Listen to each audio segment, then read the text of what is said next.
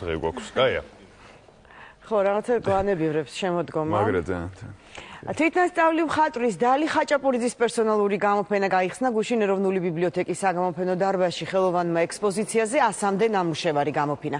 ბატიკის და ქვილთის ნიმუშებთან და ნაქარგობებთან ერთად პირველად გამოიფინა ვიტრაჟები, მინაზე შესრულებულ ფერწერული ნიმუშები.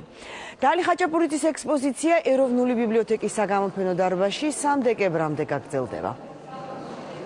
62 წლის ასაკში გადავწყვიტე დამეხატა. ეს გადაწყვეტილება მივიღე შვილის გარდაცვალების შემდეგ. ხაცა განათდა ერთ დღეს და დავიწყე ხატვა.